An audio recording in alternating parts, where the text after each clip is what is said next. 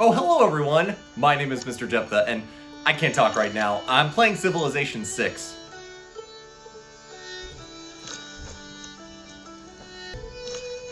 Okay, I guess I can explain. With the release of Civilization 7 just around the corner, I'm trying to play as much of 6 as I can before it becomes totally obsolete. Not that it will be obsolete. I mean, I did play a lot of 5 after 6 came out, so that doesn't necessarily mean that we're...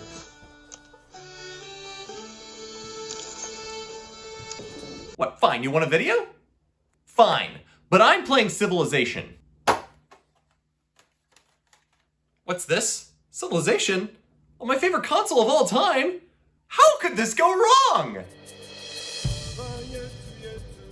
Civilization is the brainchild of Sid Meier and Bruce Shelley, who were inspired by other great simulation games like SimCity and decided to mix that style of gameplay with strategy elements similar to Risk and other strategy board games. This turn-based game puts you in the shoes as the leader of a civilization. Your goal is to dominate the world in one of a few different ways: militarily, scientifically, religiously, or culturally. And if none of those work out, there's a tie-breaking rule on a points-based system. The first Civilization game I played was 3. I didn't really know what I was doing, but I really liked it. Nevertheless, I never did play the original. And what kind of a fan of something would I be if I skipped the first installment of a series that I really loved? Oh no! My copy of Star Trek the Motion Picture from 1979! What could have happened to it?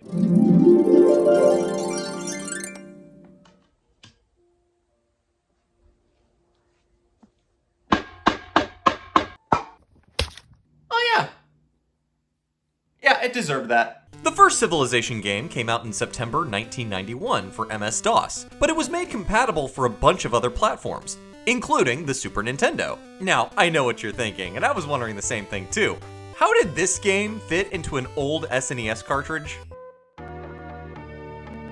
Oh, I see. And here's the box. Look at that cityscape. Are you sure this isn't SimCity?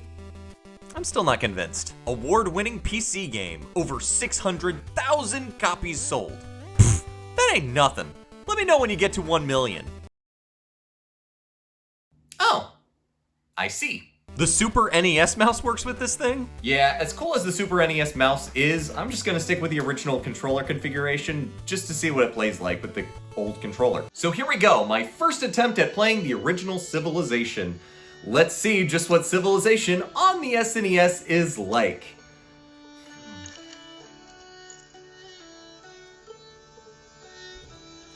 Okay, fine, I'll put it down. You know what, just one more turn. The game opens the same way Star Wars movies start, with a pan-down shot to the atmosphere of a planet. Then we're presented with 3 options at the start: Game Start, Customize World, and now I have to select my difficulty, starting from the easiest labeled Chieftain to the hardest labeled Emperor. But to be real, I'd rather be a dictator. Then the level of competition. How many other civilizations do you want to go up against?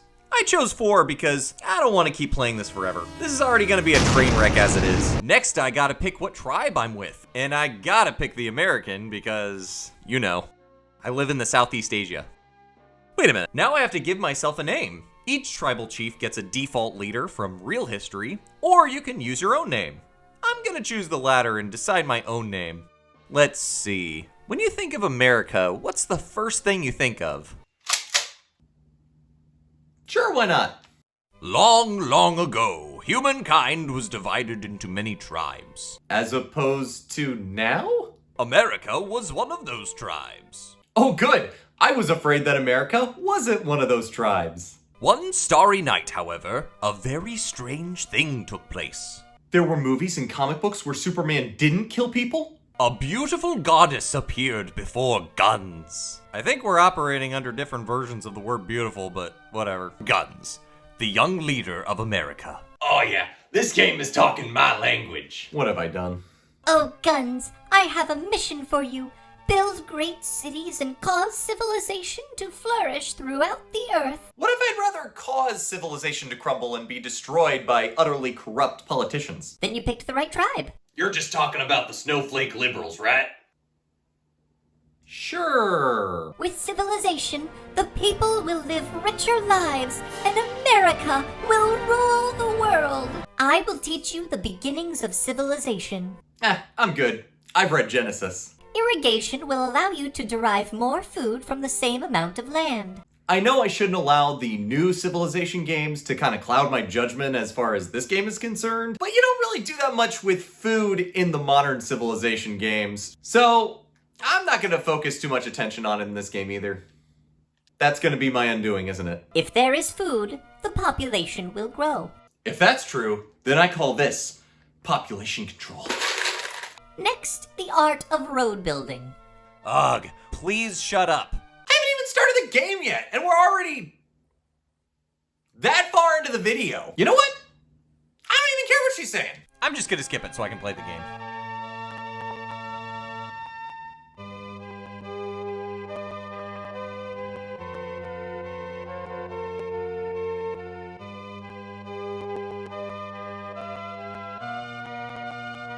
Finally, I can start playing the game. What am I looking at? Usually for these episodes, I would read the manual.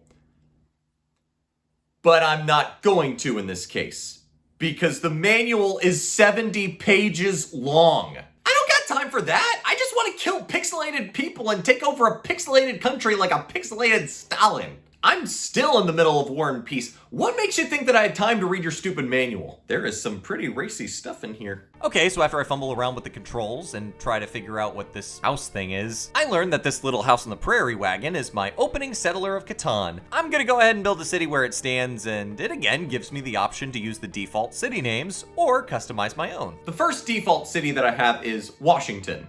And what is Washington full of? Politicians, that's right. So... They're so stupid they forgot to put the E at the end of the word. After the Oregon Trail plays, we get to see the city of Stupidville, while a bearded lady just stands there. Apparently we have teepees for the houses of our citizens, and the Taj Mahal as our building capital. How patriotic. Now it's the time to decide what you want your cities to develop. There's a variety of options, but this early in the game, they are limited to a settler to build more cities, militia to defend this great country of ours, salute the troops, a barrack. Oh, what? Sorry, I read that wrong. A barrack, which just helps expedite the production of my military forces. And a temple, presumably to worship the creepy anime goddess, or whatever. But it also helps keep violent outbreaks less likely. Which just goes to show you, if you go to church, there will be no more fightings or quarrelings among you. I wish that were true. The production of these units takes however many turns through the game it says. For example, it takes 5 turns to make the militia unit. So I'll go ahead and just leave it there so I'm not waiting 20 turns for something else instead. My impatience helps me a lot in this game.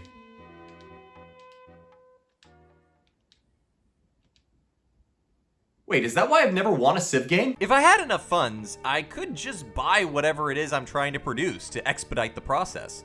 But just like in real life, America doesn't have any money. We also unlock or discover new technologies throughout the game. We get a list of discoveries and we have to choose one to focus on. Our starting list is alphabet, masonry, bronze work, mysticism, writing, the wheel, and pottery. I decided to start with the alphabet because I don't want my video game America to have the same literacy problem that the real America seriously does have. Okay, after that somber note, I'm gonna have to do something silly to make up for it. A, B, C, D, N, F, T. Alright, so we built a militia unit. Now we can send him any valid direction to expand our map. One of the big distinctions between this and newer Civ games is the maps here are more of a square layout than the hexagonal layouts Fireaxis stole from Catan. I can change what Stupidville will produce next, but I guess I'll make more militia guys. I guess. So I guess I'll just expand my map some more. Hey, now I have another guy, and I can now expand the map more with him too.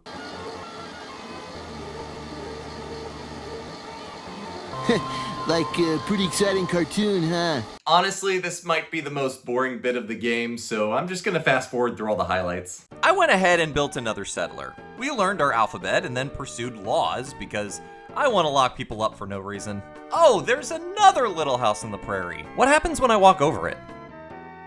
Oh, it's a village that gives me some stuff. And here we get an extra unit. Now that my settler's been made, I'm going to have Stupidville develop a new militia unit. Another village? Huh, I wonder what I'm gonna get now. Trouble. That's what I'm getting. Actually, that wasn't much of a big deal. Now that I know these are villages, I can go ahead and see what this is. Scrolls, apparently, containing the ancient wisdom of the clans. At least it's not the ancient wisdom of the MrJepthah. Don't floss.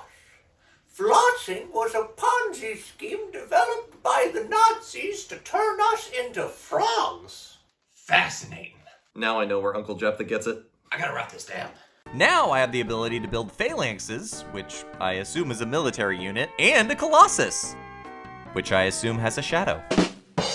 I moved my settler over this bar of gold. I'm not really sure how to interact with it, so I'm going to see if my economy gets better after building a city over it. I'm still trying to figure things out here. So, let's see. Do I want to call it New York, or my own personal description of New York? Okay, as a Yankees fan, I'll be nice.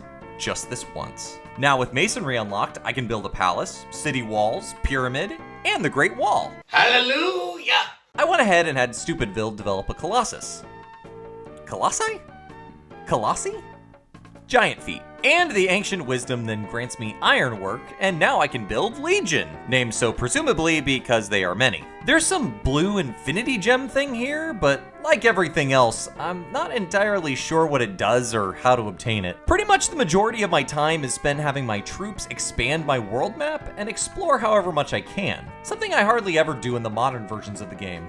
I mainly focus on developing my civilization and try to give my cities as much production value as I can so I can make as many units as I can. I'm not sure how to do that here. I have checked some things in the manual, but I end up glazing over the information. While I'm sure this game is more simple than the modern games, the fact remains that the modern games are more straightforward and distinct with the information. There's an entire encyclopedia in-game. I don't have to keep looking stuff up in a little book or navigate a menu with a controller. I know, I did this to myself, but take it from a massive Civilization fan, playing the game with a regular controller just isn't how it works. Give me a mouse or a touchscreen any day of the week. Moving on, I made another settler in New York.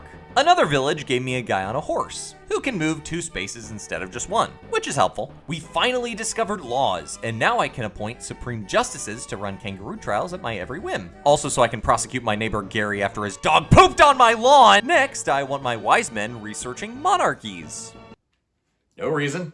The ancient wisdom of the clans gives us the ability to math, my favorite subject in school, and somehow math unlocks a catapult? How does that connect? The clans have presented us with much precious metal. Okay, what do I do with that?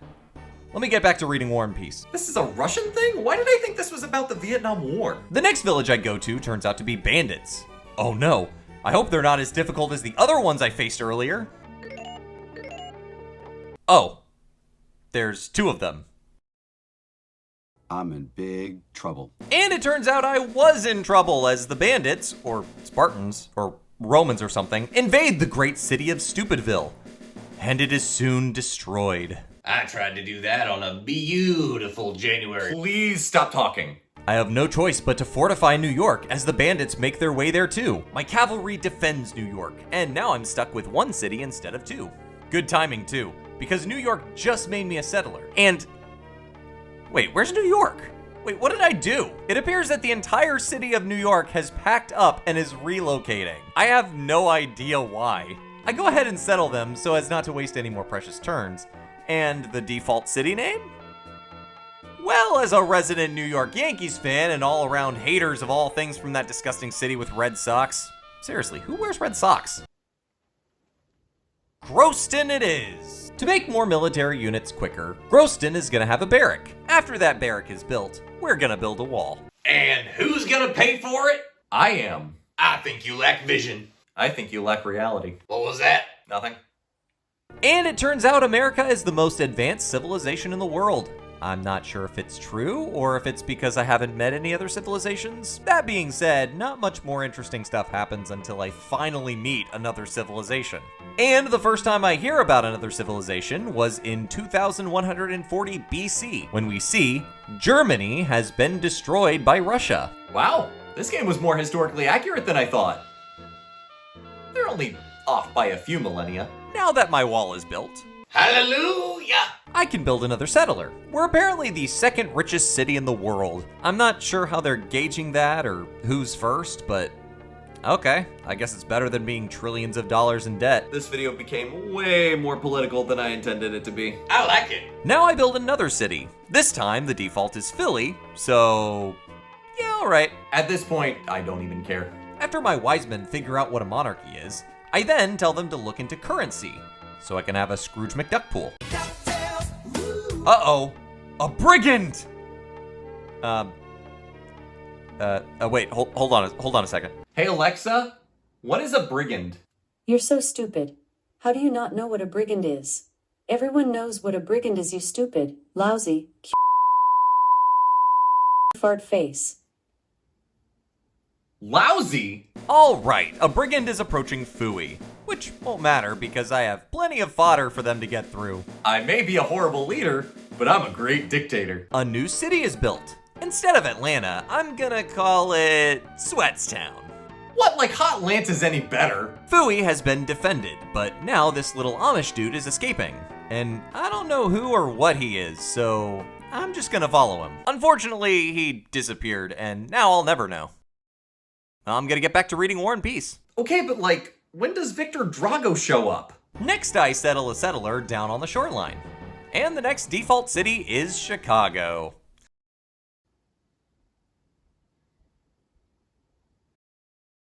Russia has been destroyed by Egypt. What chapter is that in? Here we go. I'm still the second richest country in the world, but come on, cut me some slack. My wise men are still just now getting around to figuring out what that whole currency thing is. A barack has been made in Murderville. How dare you? I mean, come on, that was pretty funny. This is supposed to be a stupid YouTube show. I just found a section showing me the top 5 cities in the world.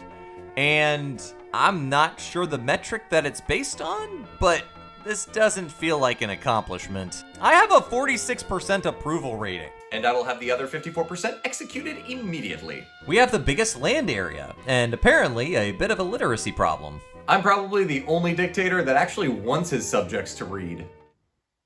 Well, as long as they're reading my books. So yeah, like every other dictator. And speaking of, don't forget to purchase your very own copy of my book, You Must Obey Your Dictator. Buy it or I'll have you executed. An emissary from Rome was sent to speak with me.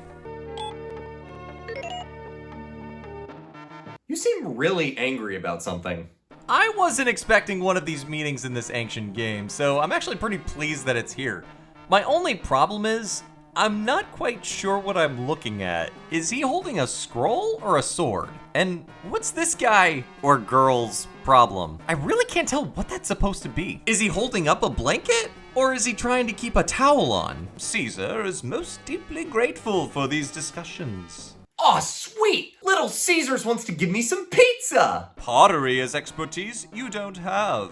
Want to trade expertise? No, I want to trade in pizza. And by trade in pizza, I of course mean you give me the pizza and I let you live. Your civilization is a joke. Aw, thanks. We'd be happy to go to war with you, but if you provide us with law's expertise, we will spare you. And if you had brought me pizza, I would have spared you. You are a magnificent tribe with a superior civilization. I'm getting mixed signals here. Will you sign a peace treaty with us? You know what? No, you can't just dance around my heart like that. That's disrespectful. We are a peace-loving tribe.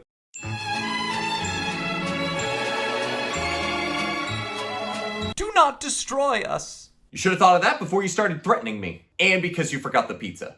Oh my goodness, are you still talking? In return for a peace treaty, we will provide you with all of our funds of 0 monies and all of our expertise. Tempting. And I've always wanted 0 monies. You have nothing that we want. If you do not wish peace, you will pay with blood. Yeah.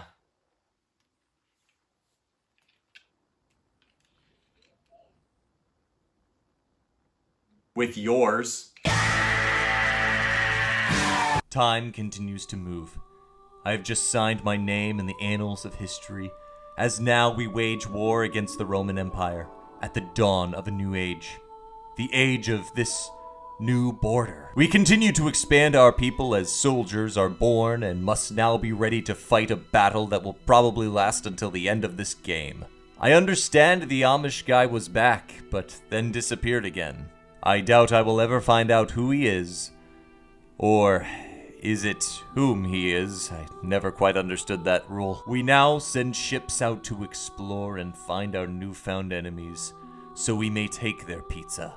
The pizza that was rightfully mine. Some ships have been lost, but others find our foes and now bring about swift vengeance upon them. Yet here in the homeland we face our own threats. Brigands creep up to our city's gates. Violence spreads between our people, and panic fills the streets. I know not what I should do to hinder this madness, but I must focus my attention on getting that pizza that I am owed from the littlest of Caesars. And just when I thought we had found our enemies, we found the Babylonians instead. And I went to war with them too.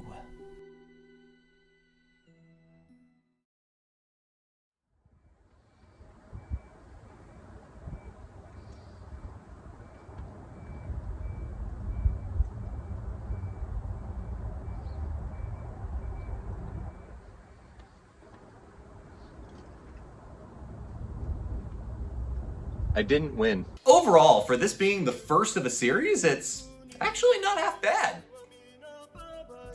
I mean, it's not Civilization 6. I think the presentation of the game kind of muddled it for me. I understand there were limits to the technology, and so the design is probably not to the standards that we hold for Civilization games today, but things that the newer games make clear, I can't necessarily say the same for this game.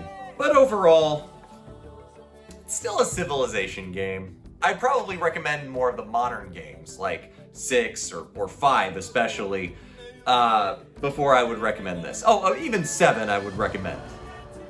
And it's not even out yet. And if you'd like to play a really great strategy simulation game for the Super Nintendo, check out SimCity instead. Now, if you'll excuse me, I have to go into exile for who knows how long, considering all the war crimes that I committed while playing this thing. So, I gotta go.